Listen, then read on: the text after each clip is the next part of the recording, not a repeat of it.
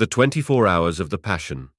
Preparation before each hour, O my Lord Jesus Christ, prostrate in your divine presence, I implore your most loving heart to admit me to the sorrowful meditation of the 24 hours in which, for love of us, you wanted to suffer so much in your adorable body and in your most holy soul unto death on the cross.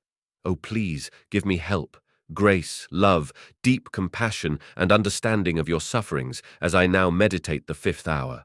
And for those which I cannot meditate, I offer you my will to meditate on them, and I willingly intend to meditate on them in all the hours in which I have to apply myself to my duties or to sleep. Accept, O merciful Lord, my loving intention, and let it be beneficial for me and for all, as if I effectively and in a saintly way accomplished what I wish to practice.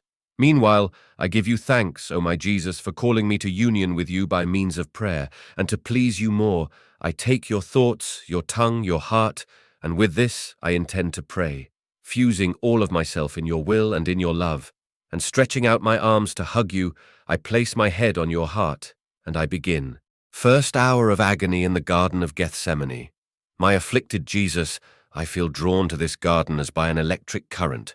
I comprehend that you, powerful magnet of my wounded heart, are calling me, and I run, thinking to myself, what are these attractions of love that I feel within me? Maybe my persecuted Jesus is in such a state of bitterness as to feel the need of my company, and I fly. But no, I feel horrified upon entering this garden. The darkness of the night, the intensity of the cold, the slow moving of the leaves which, like feeble voices, announce pains, sadness, and death for my sorrowful Jesus, the sweet twinkling of the stars which, like crying eyes, are all intent on looking, reproach me for my ingratitudes, and I tremble, and gropingly I go in search of him, and I call him, Jesus, where are you? You call me, and you do not show yourself. You call me, and you hide. Everything is terror. Everything is fright and profound silence. But I prick up my ears.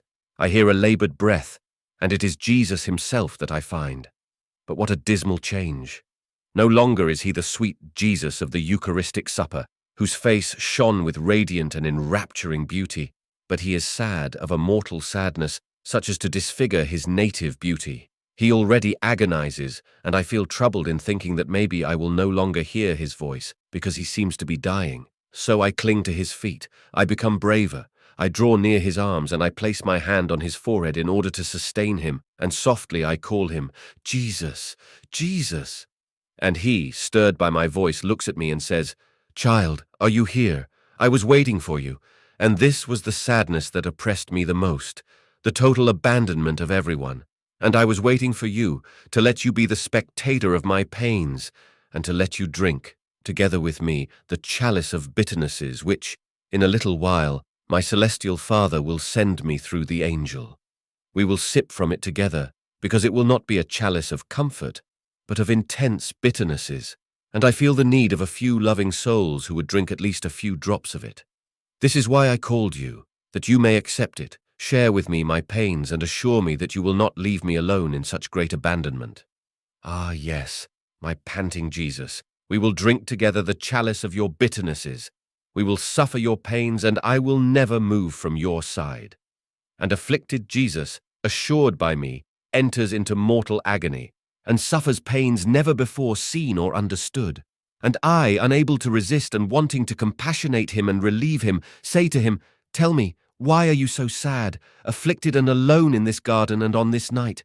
This is the last night of your life on earth. Few hours are left before you begin your passion. I thought I would find at least the celestial Mama, the loving Magdalene, the faithful apostles, but instead I find you all alone, prey to a sadness that gives you a ruthless death without making you die. Oh, my good and my all, you do not answer me. Speak to me. But it seems you have no speech. So much is the sadness that oppresses you. But oh, my Jesus, that gaze of yours, full of light, yes, but afflicted and searching, such that it seems to be looking for help. Your pale face, your lips parched with love, your divine person, trembling from head to foot, your heart beating so intensely, and those heartbeats search for souls and cause you such a labor that it seems that any moment now you are about to breathe your last. Everything tells me that you are alone, and therefore you want my company. Here I am, O Jesus, together with you, but I don't have the heart to see you cast on the ground. I take you in my arms, I press you to my heart. I want to count one by one your anguishes and one by one the offences which advance toward you, in order to give you relief for everything, reparation for everything, and to give you at least one act of my compassion for everything. But, O my Jesus, while I hold you in my arms, your sufferings increase. My life, I feel fire flowing in your veins, and I feel your blood boiling, wanting to burst the veins to come out. Tell me, my love, what is it? I do not see scourges, or thorns, or nails, or cross, yet as I place my head upon your heart, I feel that cruel thorns pierce your head, that ruthless scourges spare not even one smallest part, inside and outside of your divine person, and that your hands are paralyzed and contorted more than by nails. Tell me, my sweet good, who has so much power, also in your interior, as to torment you and make you suffer as many deaths for as many torments as he gives you.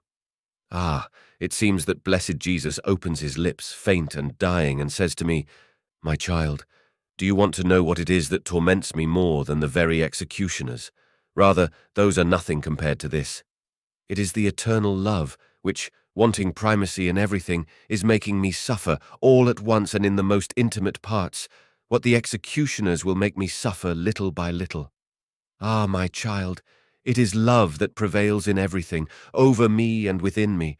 Love is nail for me, love is scourge, love is crown of thorns, love is everything for me. Love is my perennial passion, while that of men is in time. Ah, my child, enter into my heart, come to be dissolved in my love, and only in my love will you comprehend how much I suffered and how much I loved you, and you will learn to love me and to suffer only out of love. O my Jesus, since you call me into your heart to show me what love made you suffer, I enter into it. But as I enter, I see the portents of love, which crowns your head, not with material thorns, but with thorns of fire, which scourges you, not with lashes of ropes, but with lashes of fire, which crucifies you with nails, not made of iron, but of fire.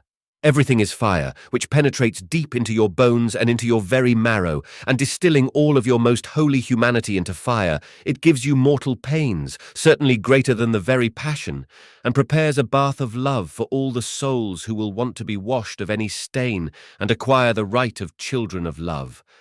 Oh, love without end!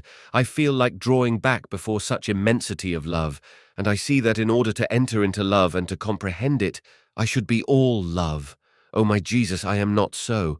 But since you want my company and you want me to enter into you, I pray you to make me become all love. And so I supplicate you to crown my head and each one of my thoughts with the crown of love.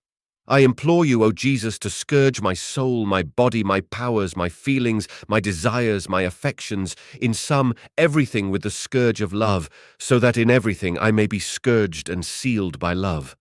O endless love, let there be nothing in me which does not take life from love. O Jesus, center of all loves, I beseech you to nail my hands and my feet with the nails of love, so that completely nailed by love, love I may become, love I may comprehend, with love I may be clothed, with love I may be nourished, and love may keep me completely nailed within you, so that nothing, inside and outside of me, may dare to divert me and take me away from love, O Jesus. Thanksgiving after each hour, my lovable Jesus, you have called me in this hour of your passion to keep you company, and I have come. I seem to hear you praying, repairing and suffering, in anguish and sorrow, pleading for the salvation of souls in the most touching and eloquent voices. I tried to follow you in everything, and now, having to leave you for my usual occupations, I feel the duty to say to you, thank you, and I bless you. Yes, O Jesus, I repeat to you, thank you, thousands and thousands of times, and I bless you, for all that you have done and suffered for me and for all. I thank you and I bless you for every drop of blood you shed, for every breath, for every heartbeat, for every step, word, glance, bitterness and offense which you endured. In everything, O my Jesus, I intend to seal you with a thank you and an I bless you. Please, O Jesus, let my whole being send you a continuous flow of thanks and blessings, so as to draw upon me and upon everyone the flow of your blessings and thanks. O please, O Jesus, press me to your heart, and with your most holy hands seal every particle of my being with your I bless you, so that nothing other than a continuous hymn to you may come from me.